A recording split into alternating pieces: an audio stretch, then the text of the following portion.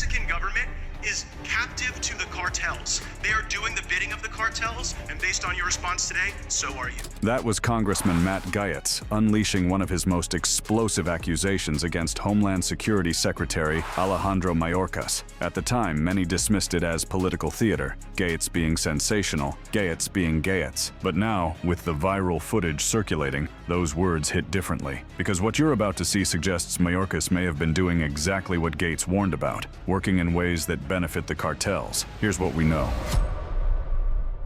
The viral footage that changed everything.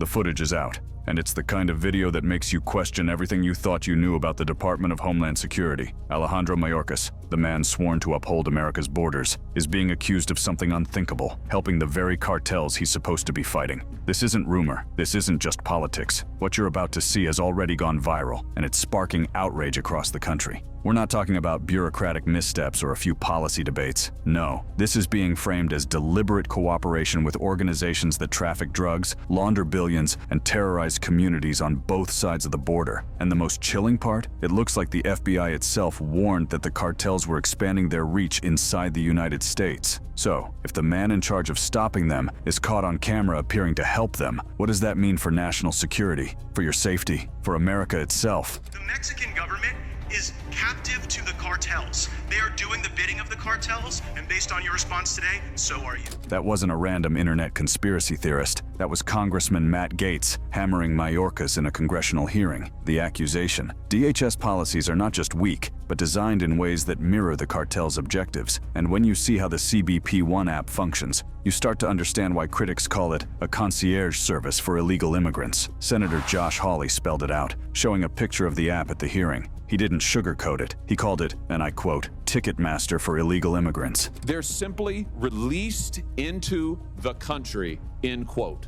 So rather than building a wall, Mr. Secretary, you have built Ticketmaster for illegal immigrants. Think about that. Instead of being stopped at the border, individuals can now use their phone, book a slot, and walk right in. Critics argue that this system strips away the pretense of law enforcement and hands cartels a streamlined way to move people. And here's where it gets darker. Reporters discovered that at no point does the app even require migrants to claim asylum. That means, according to Texas Monthly's own reporting, thousands are entering with no vetting, no questions, no interviews, just a scheduled time and an open door. When confronted, Mayorkas pushed back, insisting it was being mischaracterized. But he never directly answered Hawley's repeated question. Are these people being interviewed before release? The silence was deafening. This isn't just a policy disagreement. Lawmakers like Reverend Tom McClintock went further, pressing Mayorkas on whether there was any limit to the number of illegal migrants allowed in. He cited over 2.1 million already released since Mayorkas took office, the equivalent of adding a new state like Nebraska to the U.S. population.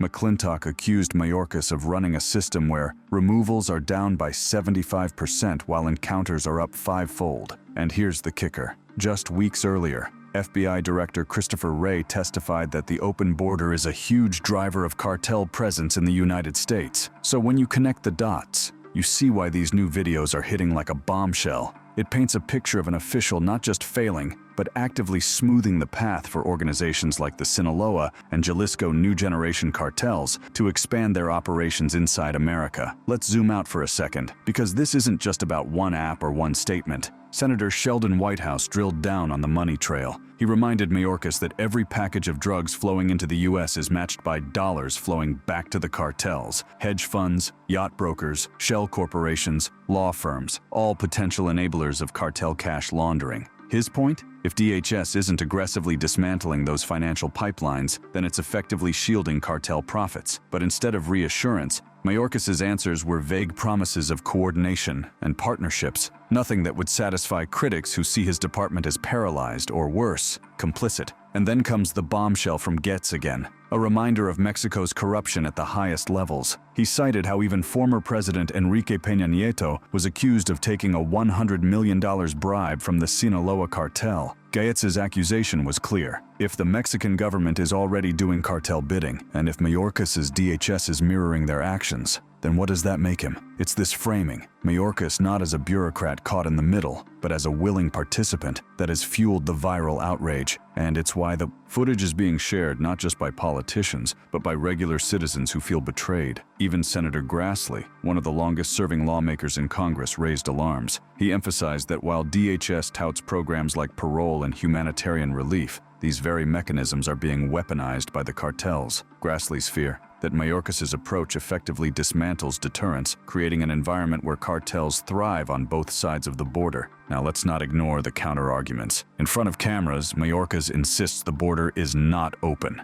He claims DHS is exercising parole authority consistent with the law and that his programs have reduced unlawful crossings. But here's the problem. Every time he says that, lawmakers fire back with hard numbers showing skyrocketing encounters, massive gotaways, and cartel-related violence spilling into U.S. communities. The starkest example came when McClintock pointed to a cartel hit in Goshen, California, where 6 people, including a 10-month-old baby, were executed. To him, this wasn't just a tragedy. It was a chilling preview of what unchecked cartel infiltration could mean for American neighborhoods. So when footage circulates online of Mayorkas appearing evasive, downplaying these crises, and refusing to admit limits, the outrage feels almost inevitable. This is the part that goes viral, because it taps into a fear that ordinary Americans already feel. The sense that the system isn't just broken, it's rigged in favor of the very criminals it's supposed to stop. And make no mistake, the most shocking part of this expose is still coming. Because what critics argue Mayorkas has done with technology, loopholes, and rhetoric doesn't just enable illegal crossings. They say it actually creates an invisible alliance between DHS and the cartels themselves. And in the next part, we're going to dig into exactly how that works, and why it could be the biggest betrayal of trust in modern American history. The numbers don't lie, and they've become the central weapon against Mayorkas in these hearings.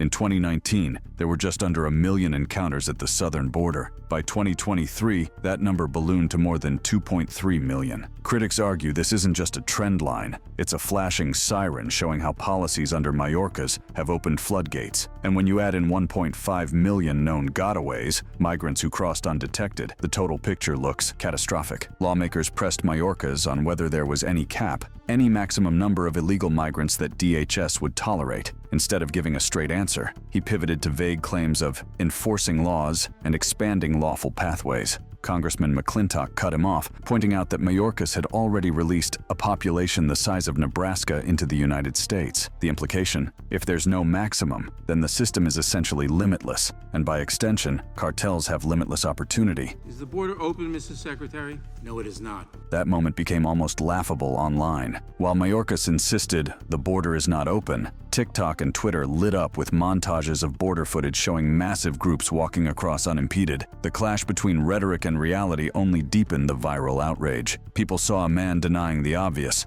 and many equated that denial with complicity. And here's where the narrative about helping the cartels comes in. Because critics aren't just saying the border is uncontrolled. They're saying it's being actively engineered to benefit cartels. Senator Hawley's line of questioning about the CBP One app was damning precisely because it portrayed DHS as a logistics partner. A smartphone app that allows migrants to book slots isn't just seen as weak policy, it's seen as cartel innovation, blessed by the government itself. Mayorkas tried to spin it differently, claiming the app was meant to reduce illegal crossings between ports of entry and to prioritize those with humanitarian emergencies. But the testimonies from migrants, advocates, and journalists contradicted that story. Reports showed that the app didn't even require asylum claims, didn't ask about vulnerabilities, and in many cases, didn't result in interviews at all. People were simply released into the country. To critics, that wasn't enforcement, that was facilitation. This is why Matt Gaetz's words, "You're doing the bidding of the cartels," landed so hard, because when you combine the numbers, the lack of limits, the app loopholes, and the refusal to directly answer basic questions,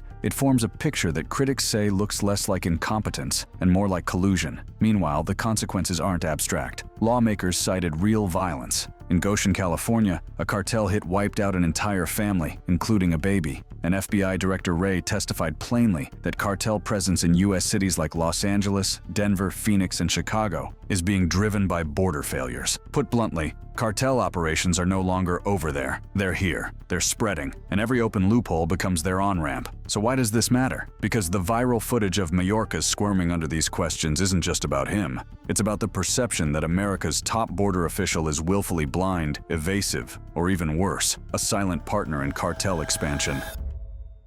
State-sanctioned smuggling. How Mayorkas gave cartels the keys. If the previous part exposed the cracks, then this part rips the whole foundation wide open. Because what critics argue Mayorkas has done goes far beyond lenient policies. They claim he has built a parallel system, a hidden network of apps, parole programs, and backdoor admissions that functions like a shadow pipeline for the cartels. A pipeline that doesn't just allow illegal crossings, but provides the cartels with government-approved infrastructure to expand their power inside America. Think about it. Cartels thrive on logistics. They don't just move drugs, they move people, money, weapons, and information. And according to lawmakers, Mayorkas' DHS has handed them tools that mimic cartel tactics almost exactly. The CBP One app? That's their booking system. Broad parole authority? That's their legal cover. Refusals to set limits? That's their open invitation. Senator Josh Hawley's confrontation laid this out in chilling detail. He asked point-blank whether migrants using the CBP One app were given interviews,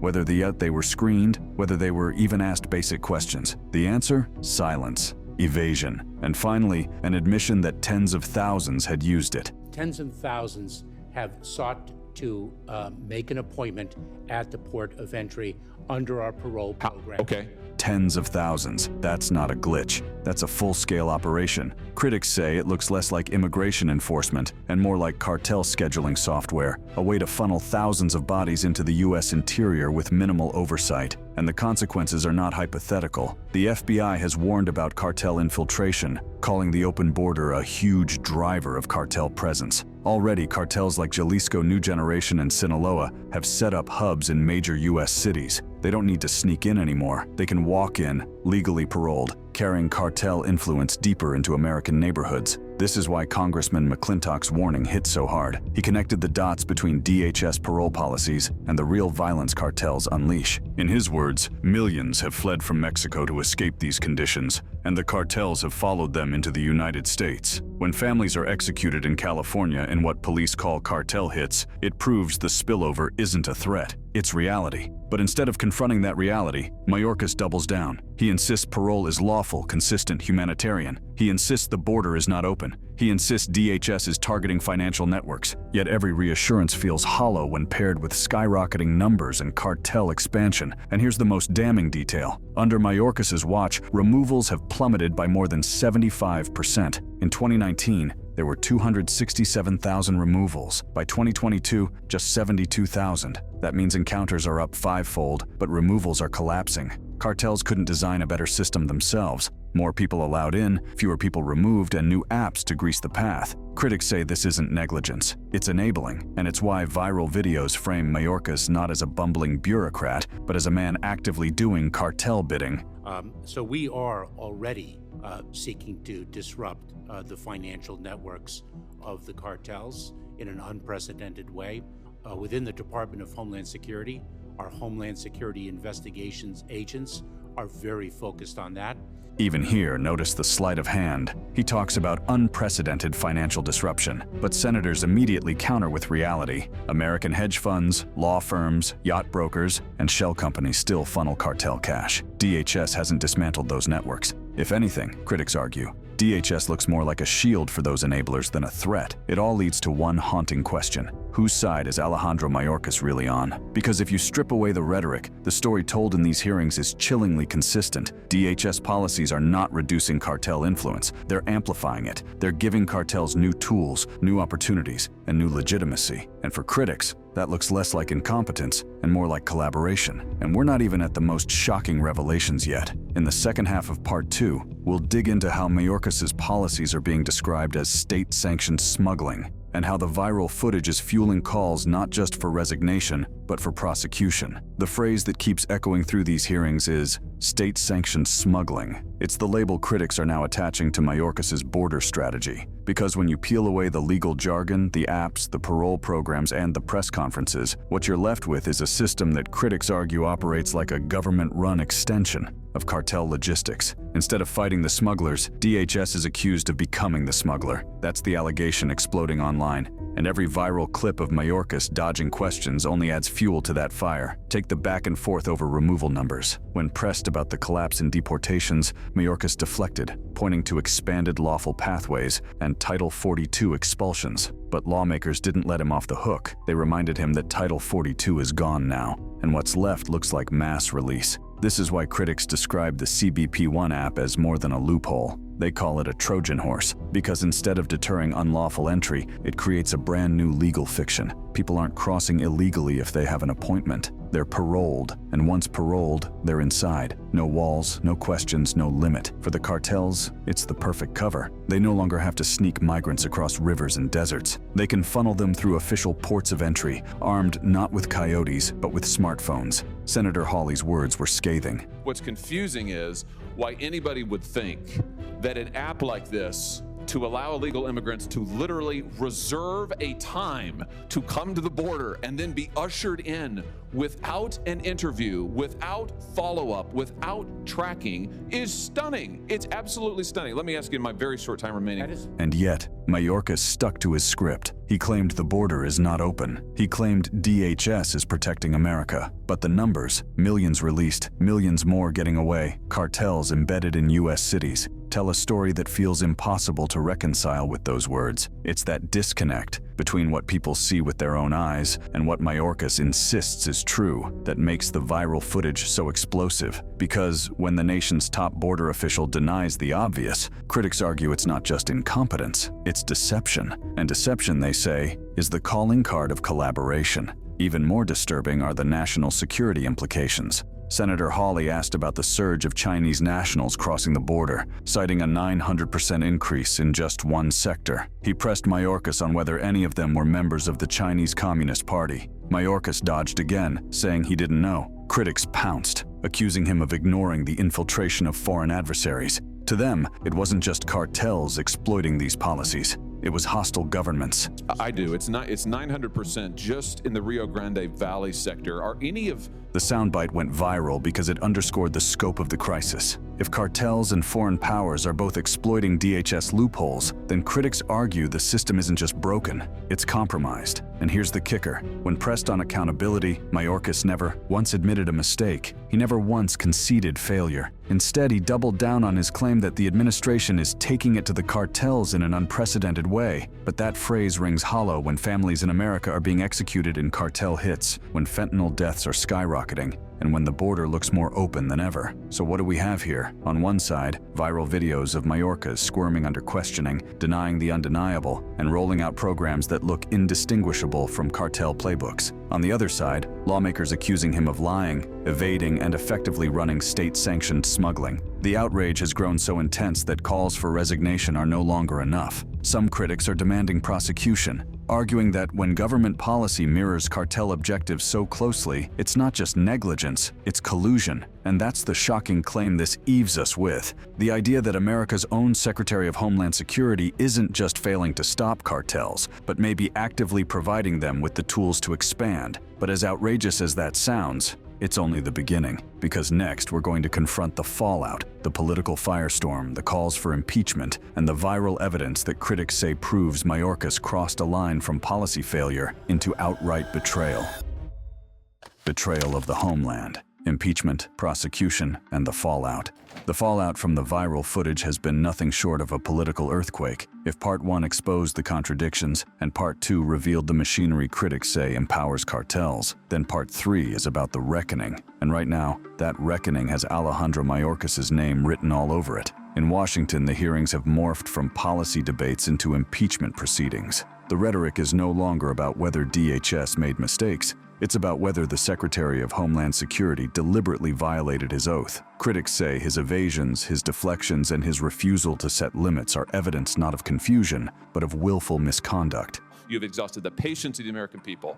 You should resign. That was Senator Josh Hawley's mic drop moment. It went viral immediately, shared millions of times across TikTok, Twitter, and Instagram. To critics, it was the raw voice of a public fed up with evasions. To supporters, it was proof that Mayorkas is being targeted by partisan attacks. But the emotional resonance of that clip cannot be overstated. It distilled months of hearings, headlines, and outrage into one unforgettable demand: step down. And the pressure isn't just rhetorical. Lawmakers have already moved forward with formal impeachment articles, accusing Mayorkas of willful and systemic refusal to comply with the law. Their argument is simple. DHS has released millions, removed fewer than ever, and created policies that critics say mirror cartel operations. That, they argue, isn't incompetence. It's betrayal, but impeachment is only part of the story. The viral clips have fueled something far more powerful: public outrage. Ordinary Americans, scrolling through their feeds, are confronted with the image of a top official dodging questions, refusing to admit limits, and denying what they see with their own eyes.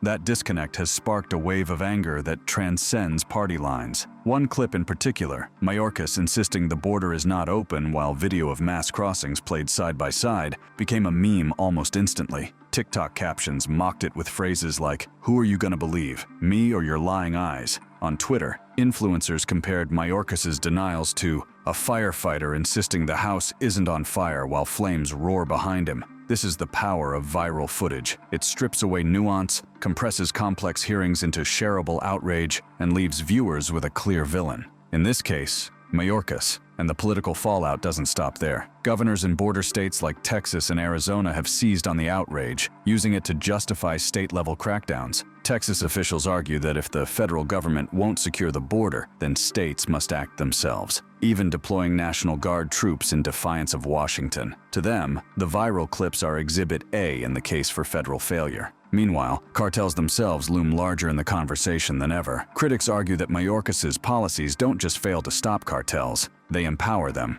Senator McClintock warned that cartel hubs are now entrenched in U.S. cities. Senator Whitehouse highlighted how financial enablers like law firms and hedge funds launder cartel profits. Together, the message is stark. Cartels aren't just crossing the border, they're embedding themselves into America's economic and social fabric. And then there's the fentanyl crisis. Lawmakers tied the drug epidemic directly to Mayorkas' policies, arguing that every loophole and every parole program creates another avenue for deadly substances to pour into the U.S. For grieving families, the viral footage isn't abstract. It's personal. They see their losses mirrored in policy failures. The outrage is also global. Allies abroad, particularly in Latin America, are watching the U.S. struggle to contain cartel influence. When Mayorkas claims DHS is taking it to the cartels in an unprecedented way, international observers roll their eyes, because from Mexico to Honduras, the evidence suggests cartels are stronger than ever. Viral clips of American lawmakers accusing their own Homeland Security chief of helping cartels confirm what many abroad already suspect, that the U.S. government is compromised.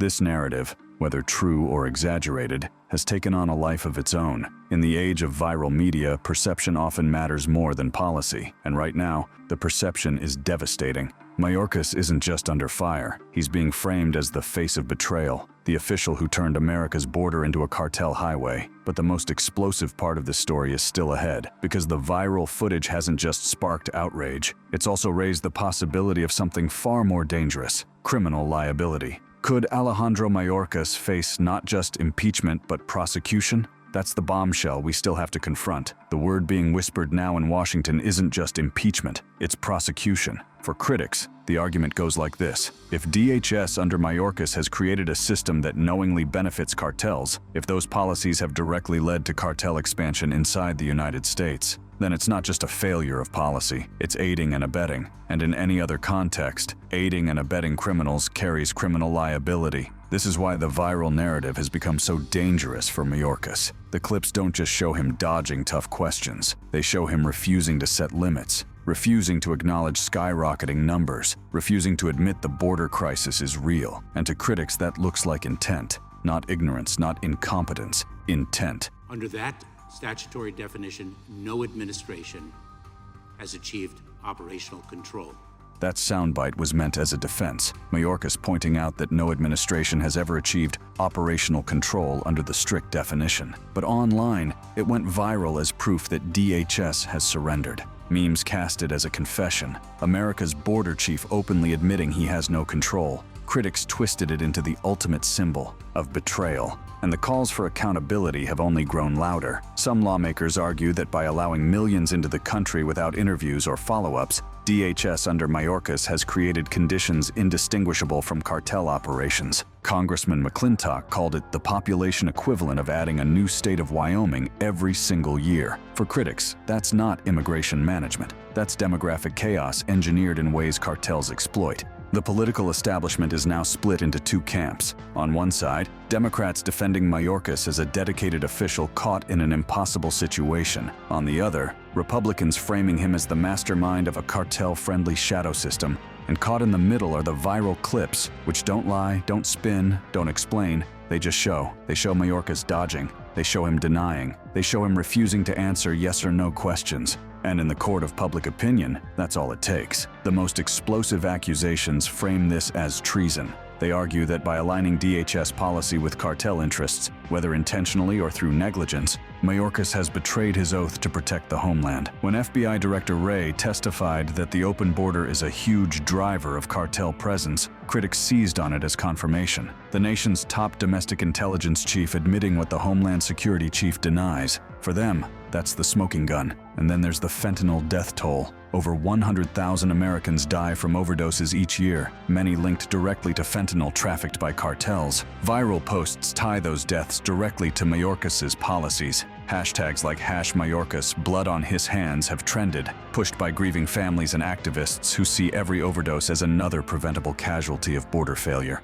In their eyes, this isn't abstract policy, it's mass death. So where does this end? For some, impeachment will be enough, a symbolic punishment for a failed leader. For others, only prosecution will suffice, a trial to hold Mayorkas accountable for what they call state-sanctioned smuggling. And for the most extreme critics, this is nothing less than treason, a betrayal that demands the harshest possible penalty. But even beyond politics and punishment, the fallout of this scandal may reshape the country's future. Because the viral footage of Mayorkas doesn't just damage one man's reputation, it damages trust in the entire system. When citizens see their leaders accused of helping cartels, when they see evasion instead of answers, denial instead of accountability, they lose faith not just in a secretary, but in the government itself. And that's the final, devastating impact. A border crisis that began as a policy dispute has become a crisis of trust. Trust in leadership, trust in institutions, trust in the very idea that the government is working to protect its people. As the footage continues to spread, the narrative hardens. Alejandro Mayorkas, the man sworn to defend America, now accused of helping its enemies cross the border. Impeachment looms, prosecution whispers grow louder, and the public, outraged and exhausted, is left with one haunting question. If the Secretary of Homeland Security is accused of doing cartel bidding, who then is protecting the homeland? That brings us to the end of this video. For more interesting videos like this, click on the cards on your screen.